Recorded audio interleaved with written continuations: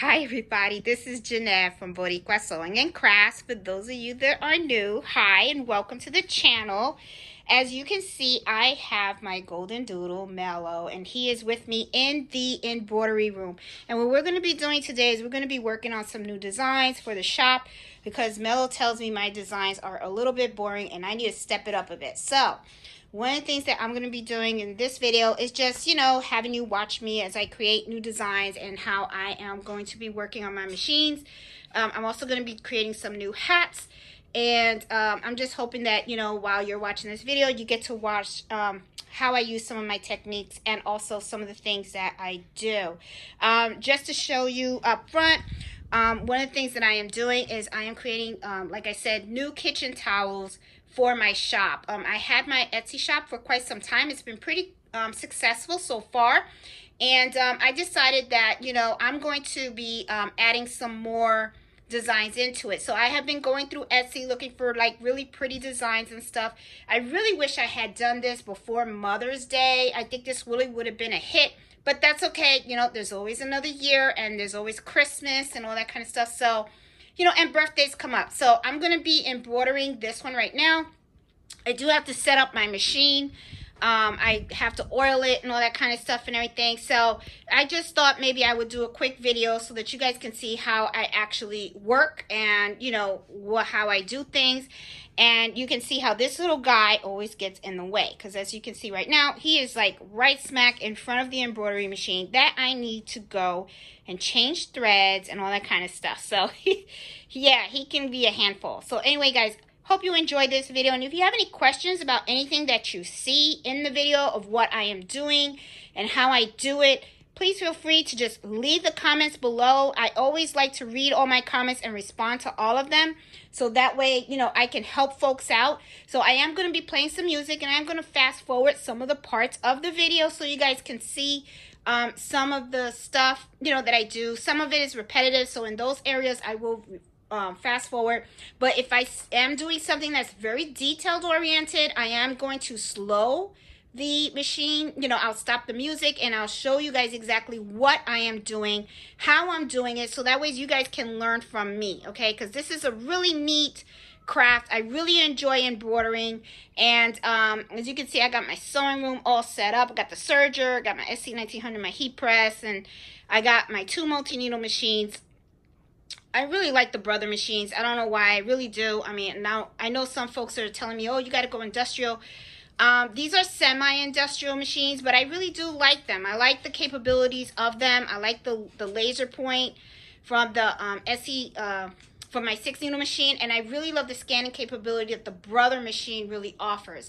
And the Brother also can take simple designs that you have, and they can convert those designs into embroidery files as well. So I mean, the Brother 1055X, it is an expensive machine, but I gotta tell you, I think it was worth every penny, and I really do enjoy it. And I opened up the window for Mello, and he loves to sit there and watch and stuff. So anyway, hope you guys enjoyed this video. And if, like I said, if you have any questions about anything that you see that I do and how I do it, just post the comments and stuff so that way I can help you guys out and I can explain it, okay? And if you guys want any ideas for any videos that you want me to do, anything you want me to try, give me a shout out and let me know and stuff. I'll be more than happy to do that, okay? Because this channel is all about learning and growing. So I will see you guys soon. Bye. This channel is all about sewing and growing. So, hope you enjoy the video.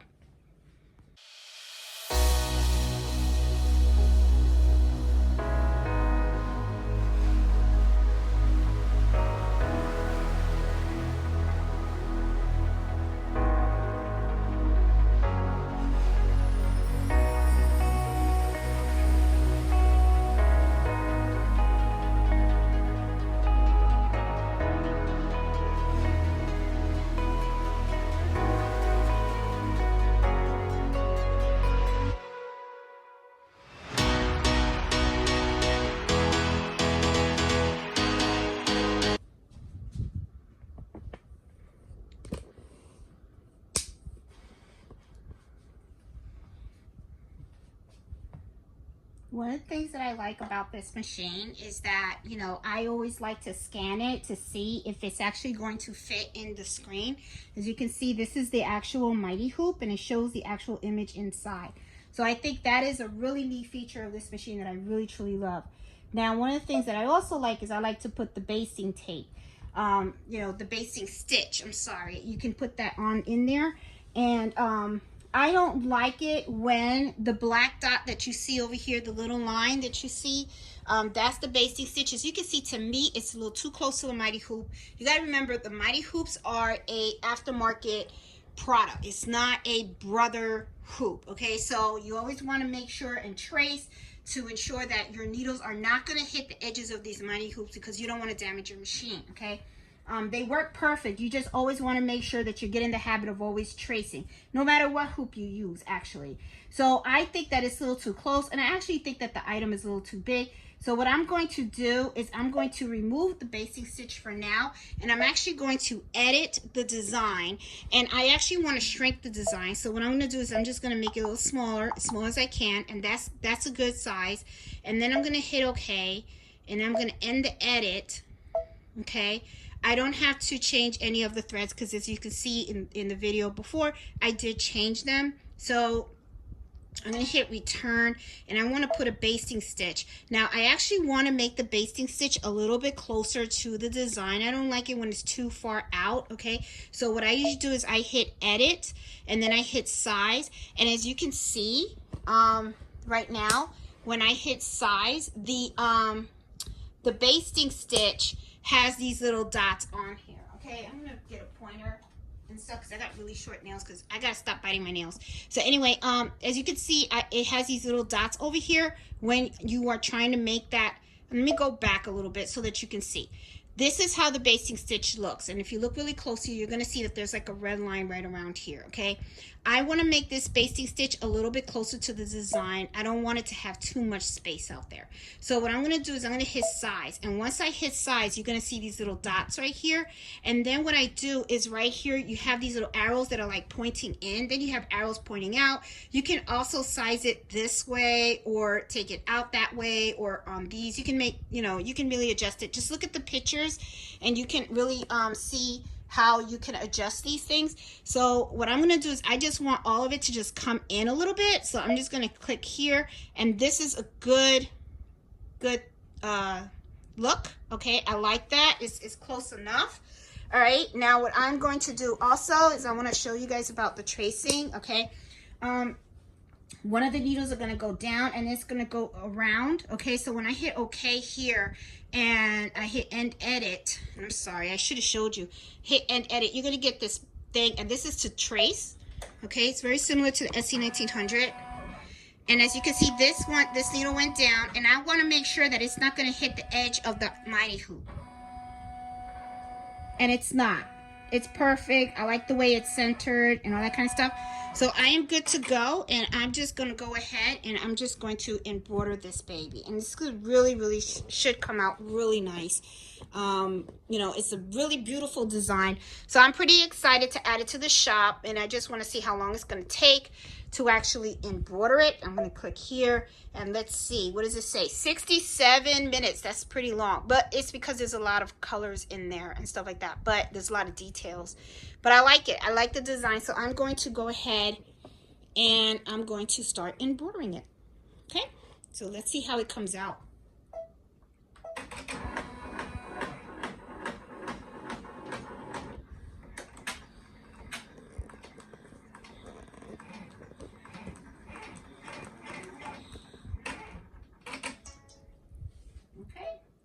That means that the tail of my bobbin too short, or it's not in the bobbin correctly. See, it wasn't in the bobbin correctly. I have to go ahead and put that in there like that.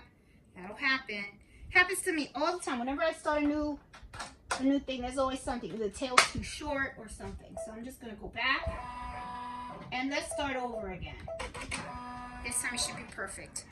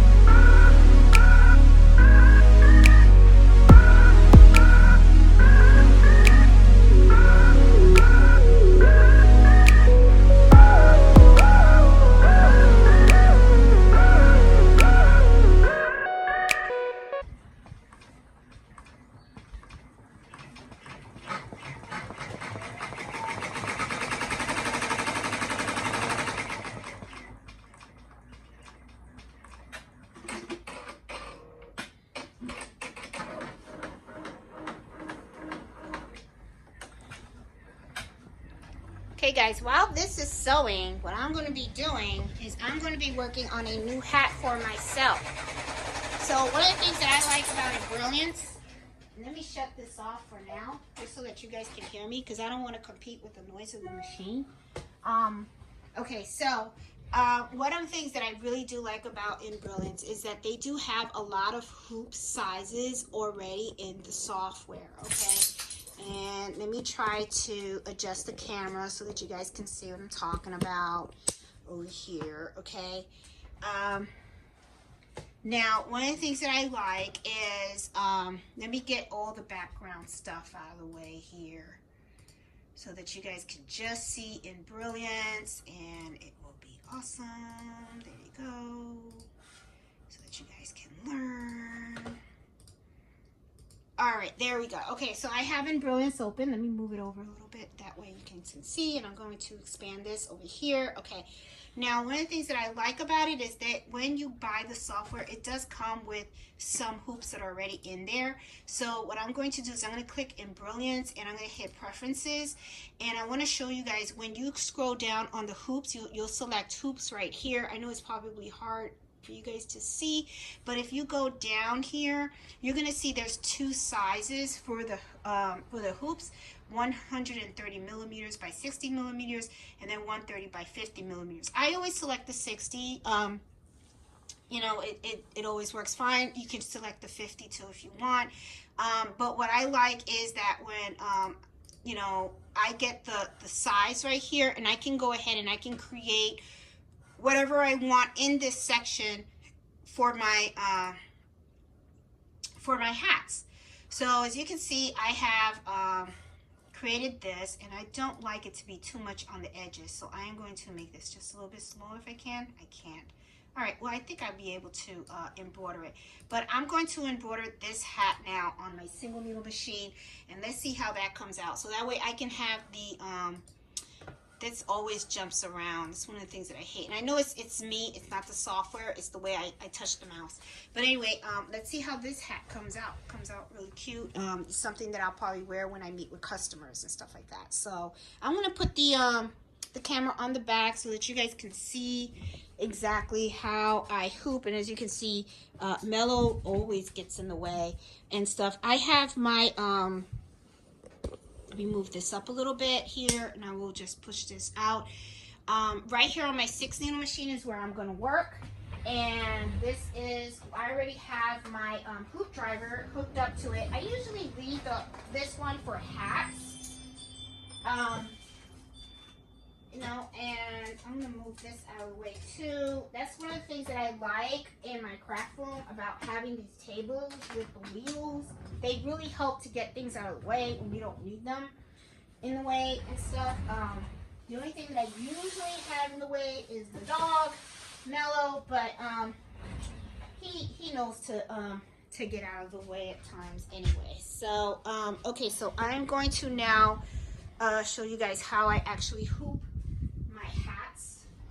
Okay, I always get my hats from Amazon, and let me see if I can get a blank one. I know I have blank ones. Here we go. All right, so come back here. This is a structured hat. It's a structured hat and stuff, so this is usually where I go and I just hoop it. Always make sure that the sweatband is out, okay? And then I always like put it in. Now there is a little line on here. You want to make sure your line is hooked up. For those that have multi-needle machines and have these kind of things, you guys know what I'm doing. I always undo these, the back, and this is how I hoop it. Always works for me. Have it aligned, and then embroidery is a lot of work. It's not exactly very easy as people say. Okay, here we go. Put this in. There you go. Well aligned. It's good adjusted. Good. Okay, that's it. Yep. Okay. I have this little pad that I made myself. because what happens is sometimes when you hoop this portion with that, it gets a little ding, you know, indentation. I think I said it right. I'm not sure. You know, English is not my first language here. Okay, all right, so here we go. All right, so I got this all hooked up. Now I'm gonna go over to my machine and I'm gonna set that up. And let me move you guys over so you guys can see exactly what I do. I still have to turn on the machine and I have to oil it and all that good stuff. So, all right, so turn on the machine here. Now I'm starting to get a little cold. I'm gonna close this up a little bit. I'm gonna close this one too. The other window. It's starting to get a little bit chilly in the house and stuff. Okay.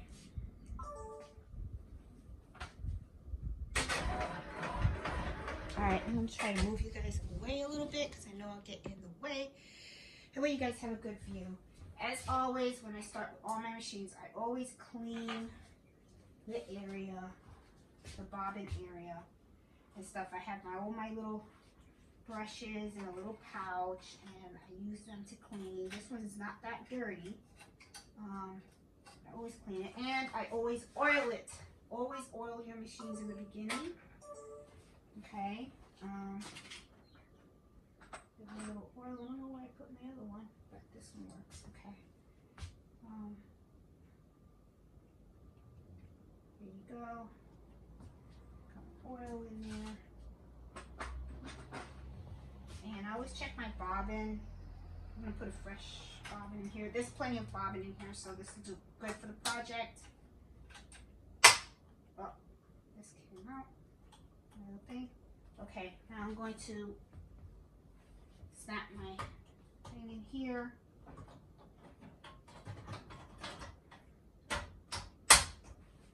You know, doing hats in the beginning can be a little tricky because it's something new, you know, the way you hoop it and everything, but after a while you get the hang of it and it's like, it's a cinch. It's not that hard at all and stuff. So, all right, okay.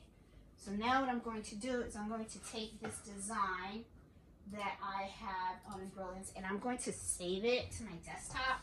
Now, one of the things too that I made a mistake on was I did not do the density repair kit on this, and I think I'm going to be stitching about 800 stitches more than I should be, or 1,000, something like that. So something to learn. Okay, so I should have run the density repair kit from Essentials on that design, and I didn't, but I did do it on the design that I do have it on my machine, so the next time I won't have that error, so it's okay.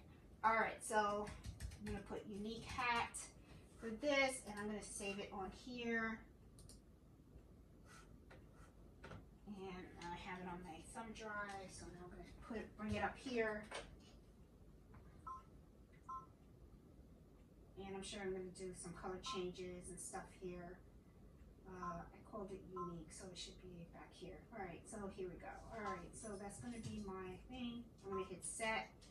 And I'm going to hit end, and of course, you know, it automatically puts it upside down, so that way it will do it upside down on there. I'm going to hit embroidery, and of course I'm going to have to change color threads here. Okay, so let me go back and return because I want to edit the colors. I mean, I like the colors the way they are, but I'm just going to edit them. 515, I put 507. I like the 515. I'm going to leave that there. 149, I want that to be, oops, nope, I want that to be red. This one, I'm going to pick that green.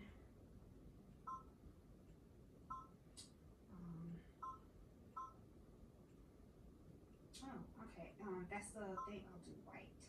There you go. All right, cool. All right, I got it the way I want it. All right, so I'm going to do my color changes. It's like 7 colors that I picked. I'm going to have to change all of them. So here we go.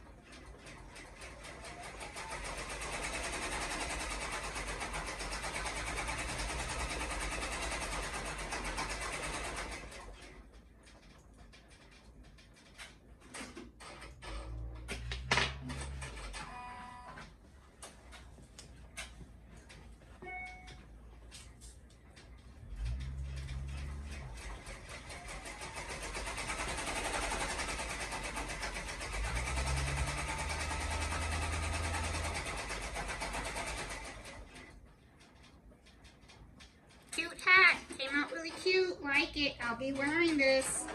I like the way it came out. Really like the way it came out. My business hat. So when I have my bad day, my bad hair day, and my ponytail rocking. I'm gonna wear it now. See how this is it.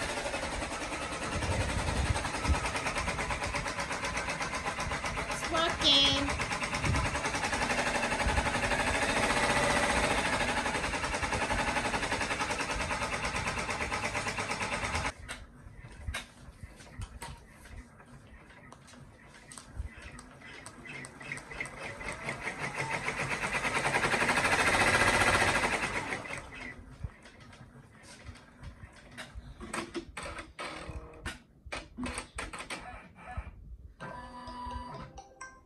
Finally finished. This one was a long one to stitch because of all the details, which I totally get it.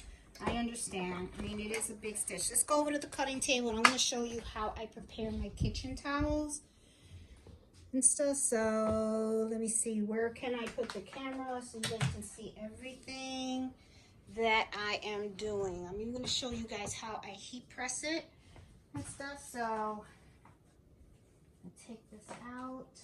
I don't need this anymore. Okay, so what I usually do is I just take it right out of the hoop. Okay, I always put a hoop here because I'm always hooping something. Okay, and then what I usually do is I take my scissors, the curved scissors, these, and what I do is I just, every other stitch, I remove from the basting. And then I do cut some of the tails, but I don't cut them short, okay, because remember these are tied. I just, you know, just to clean it up a little bit in the back.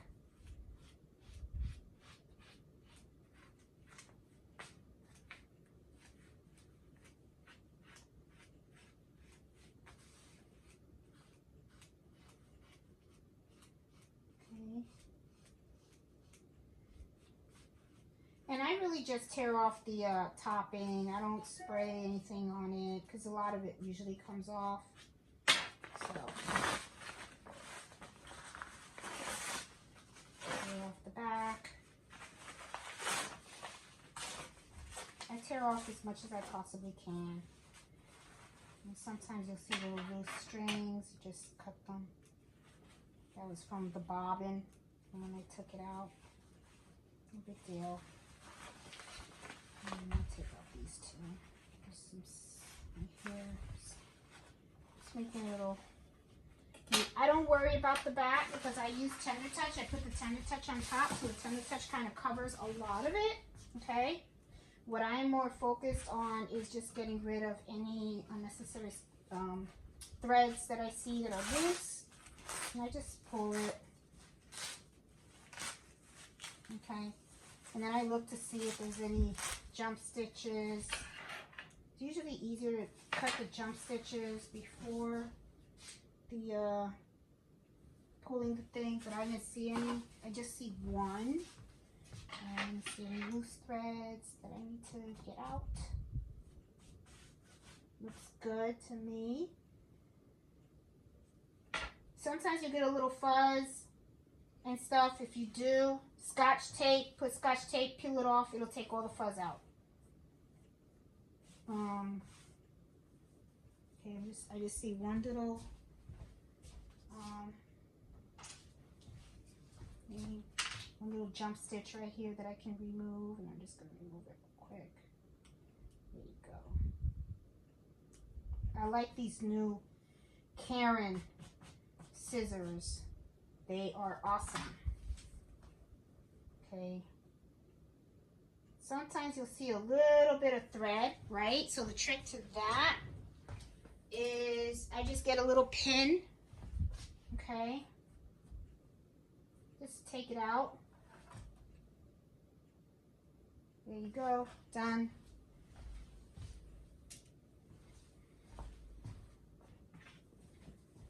And just shake it off, make sure there's no loose threads.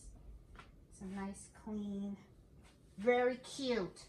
Very cute. I like this towel. It looks really cute. I don't know if it'll sell, but put one out there on the on the shop and see how it goes, and I'll probably post it online as well. See if I get any hits and stuff. Looks really good. I'm just very particular, so I'm just looking to see if there's any jump stitches that I should just remove, and I do see a couple. Nothing that's really outstanding, but because you do this all the time, it would be noticeable for you. You know, we're usually the worst critics, you know. All right, so now what I'm going to do, like I said, I do tender touch in the back. Okay, so I usually just measure to make sure I have enough to cover, and then I do, and then I just take this, measure it, because I always like to make sure I have everything nice and aligned. It's like 7.5 inches is what I need. All right, so I got my heat press going, and I'm going to go and I'm going to press this machine. I mean, not press the machine, I'm going to press the towel. All right, so I got my heat press going on right now.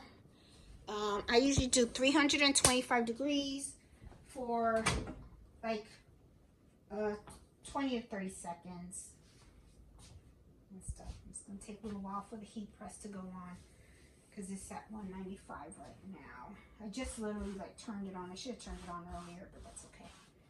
All right, so as you can see, when I lay this down, the back is going to look a lot better. Okay, so I always like to have the back look better. And when you heat press the tender touch, it really does stay. Sometimes people say that they iron it and then it just peels off after a wash and stuff like that.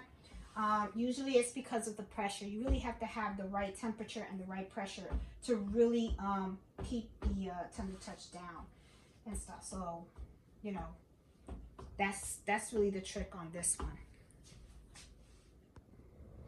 Okay guys, I got my heat press at 300. It's at 312. Usually I do 225, but 312 is fine. Because it has the pressure in it and stuff, so it's okay.